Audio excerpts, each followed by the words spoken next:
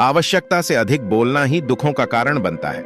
इसलिए कम बोले, सटीक बोले, मधुर बोले और सबसे जरूरी जितनी आवश्यकता हो उतना ही बोले। Power of silence. ऊर्जा का नष्ट होना है व्यर्थ का बोलना। जानिए चुप रहने के कितने हैं फायदे। वाणी या बोलना ही नहीं बल्कि मौन में भी शक्ति होती है। यही कारण है कि धर्मों में मौन को बहुत महत्व दिया गया है। वैज्ञानिकों द्वारा भी इस बात को माना गया है कि सेहत से मौन का गहरा संबंध है और इससे मानसिक शांति मिलती है। मौन से विचारों में एकाग्रता आती है और रचनात्मकता बढ़ती है। इसलिए जितने भी साधु संत या तपस्वी हुए, सब ने मौन रहकर और ध्यान लगाकर ही संसार के गूढ़ ज्ञानों को प्राप्त किया। दुखों का कारण है बोलना हमारे जीवन में एक नहीं बल्कि बहुत सारे दुखों का कारण बोलना ही है। क्योंकि हमारी समस्या यही है कि हम चुप नहीं रह सकते, हमेशा कुछ न कुछ बोलते ही रहते हैं और आपके बोलने के कारण ही आधे से ज्यादा दुख निर्मित होते हैं। परिवार में कलह क्लेश का कारण भी हमारा बोलना ही होता है। आप जितनी भूख उतना भोजन खाते हैं, जितनी जरूरत उतना कार्य करते हैं, लेकिन क्या आपने इस बारे में कभी सोचा है कि आप कितना बोलते हैं? क्या आप उतना ही बोलते हैं जितनी आवश्यकता है या अनावश्यक ही सारे दिन बोलते हैं?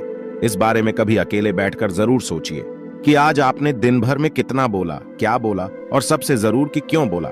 इनमें से कितनी बातें जरूरी थीं और कितनी अनावश्यक। सुनने सुनाने के माहौल से निकलें। बाहर मनुष्य की प्रवृत्ति ऐसी है कि वह अपने मन में चल रही बातों को दूसरों को सुनाना चाहता है और दूसरा भी आपके साथ ठीक वही काम करता है। ये बातें किसी अन्य या तीसरे व्यक्ति से संबंधित हो तो सुनने सुनाने का काम और भी दिलचस्पी से होता है। आप फिर जब कभी भी बैठते हैं तो इन्हीं बातों को फिर से दोहराया जाएगा और फिर से इन्हीं बातों पर विचार करेंगे। ये सुनने सुनाने का माहौल जीवन भर चलता रहता है और इस तरह से आप खो देते हैं अपना समय, अपना जीवन, अपनी सोच समझ और वो कीमती पल जिसमें जिया जा सकता है और जिसमें आनंद प्राप्त किया जा सकता है। इसलिए इस सुनने सुनाने के माहौल से बाहर निकलें। क्या है मौन की शक्ति? जब तक हम बाहर की ओर बोलते रहेंगे हमारे भीतर अशांति रहेगी। जिस दिन हम मन से चुप हो जाएंगे तो तब बाहर हमारे मुख से कुछ भी निकले हम शांत ही रहेंगे। दुनिया में जितनी बुराइयां हैं, परिवार में क्लेश है, पति पत्नी में विवाद है, सब बोलने के कारण ही होते हैं। हम चुप रहना नहीं चाहते हैं, हमेशा सुना देना चाहते हैं, लेकिन व्यर्थ का बोलना ऊर्जा का नष्ट होना है। इसलिए जितने भी बुद्धत्व साधु और संत हुए वे एकांत की ओर गए क्योंकि उन्हें अधिक बोलना न पड़े और अधिक सुनना न पड़े। महावीर ने 12 वर्ष और महात्मा बुद्ध ने 10 वर्ष मौन रहने के बाद ज्ञान प्राप्त किया। महर्षि रमण और चाणक्य भी मौन के उपासक थे। लेकिन आप इस संसार में रहकर भी एकांत रह सकते हैं। इसके लिए आपको अपनी उन ऊर्जाओं को बचाना होगा जिसे आप व्यर्थ के शब्दों में नष्ट कर देते हैं। इसलिए उतना ही बोले जितना जरूरी हो। हर तरफ शोर शराबे और भाग दौड़ के बीच खामोशी की अपनी अलग ही खासियत है।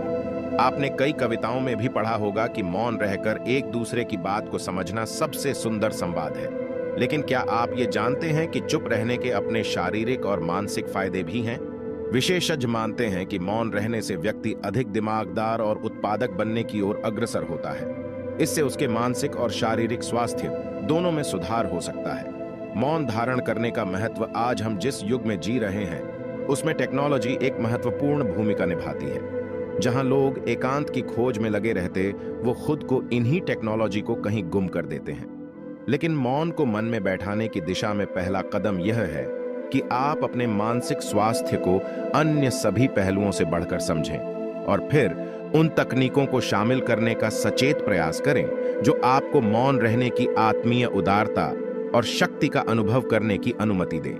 गाड़ियों के बेतहाशे हॉर्न से लेकर आसपास बजने वाले म्यूजिक, ऑन डिमांड शो और लोगों की चट्टर पट्टर से लेकर आपकी बिल्डिंग के ऊपर से उड़ते हुए हवाई जहाज की आवाज तक हर तरफ एक घना शोर है जिसमें दूसरों की तो क्या, कभी कभी खुद की भी आवाज नहीं सुन पाते। आपके अंतर्रमण की आवाज जिसे सुनने से आपके जीवन की आधी परेशानी का समाधान मिल सकता है। वैज्ञानिक प्रमाणों के अनुसार यह हमारे स्वास्थ्य के लिए बहुत अच्छी बात नहीं है। विशेषज्ञ और शोध अध्ययन समान रूप से पुष्टि करते हैं कि विशेष रूप से हमारी शोर भरी दुनिया में मौन में बिताया गया समय कई स्वास्थ्य लाभ ला सकता है। शांत रहने से मानसिक और शारीरिक दोनों पर कई सकारात्मक प्रभाव पड़ते हैं। आइए इन पर एक नजर डालें।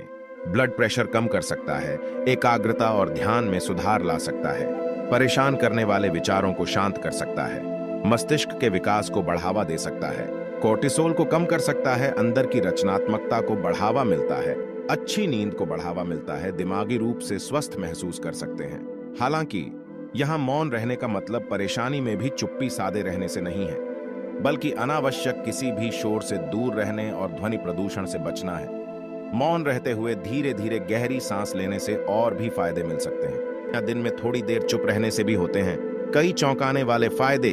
अगर आप अपनी भागदौड़ वाली जिंदगी से अलग हटकर दिन में कुछ देर शांत रहते हैं तो आपको इसकी आप ज्यादा हेल्दी रह सकते हैं। अगर आप दिन में एक बार पार्क में चुप रहकर वॉक करते हैं तो आपकी मेमोरी में अच्छा असर पड़ता है। आजकल हर कोई शोरगुल वाले माहौल में रहता है और साथ ही खुद भी पूरे दिन बोलता रहता है, जो कि काम की दृष्टि से बहुत जरूरी भी है।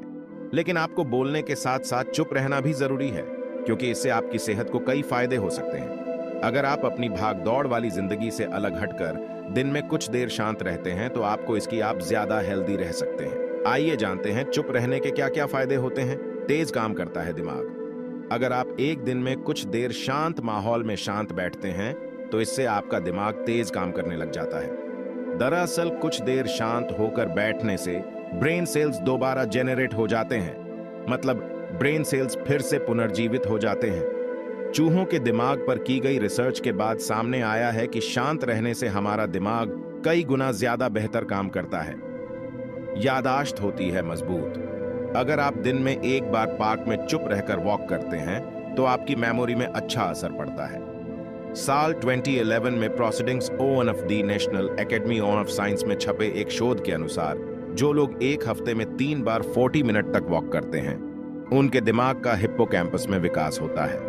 बता दें कि यह हिप्पोकैम्पस वो हिस्सा है जो आपकी मेमोरी से संबंधित होता है। तनाव दूर होता है, शोरगुल से दिमाग पर असर पड़ता है, जिससे कि कई स्ट्रेस हार्मोन्स पैदा होने लगते हैं। यह तब होता है जब आवाज की तरंगे कान के जरिए आपके दिमाग तक पहुंचती है और शरीर को इस पर प्रतिक्रिया देनी पड़ती है और इससे हार्मोन्स रिलीज होते हैं। 2006 में की गई एक शोध में सामने आया था कि मौन कुछ ही देर में दिमाग से टेंशन रिलीज करता है।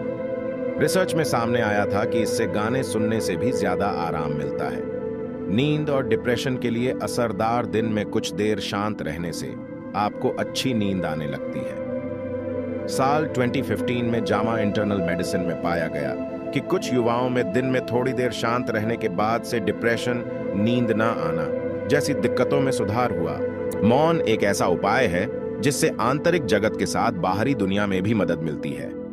मौन से मन की चंचलता भी हो जाती है और वह शक्तिशाली भी बनता है। जिन्हें मोक्ष के मार्ग पर जाना हो वे इस उपाय से वह मन को नष्ट कर सकते हैं जो भरपूर जिंदगी जीना चाहते हैं।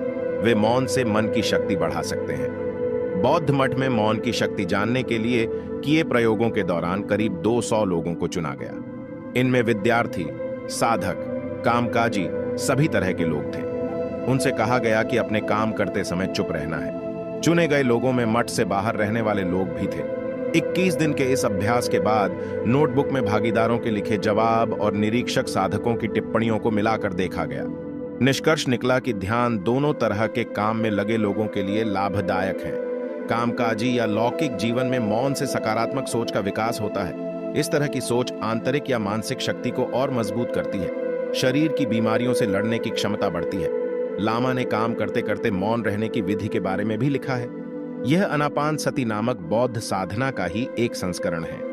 काम करते हुए ज्यादा चुप रहने का अभ्यास करना चाहिए। बीच बीच में सांसों के आने जाने पर ही ध्यान केंद्रित करने और जो भी दिखाई या सुनाई दे रहा है उसे बिना किसी प्रतिक्रिया के देखते रहने के लिए कहा गया है।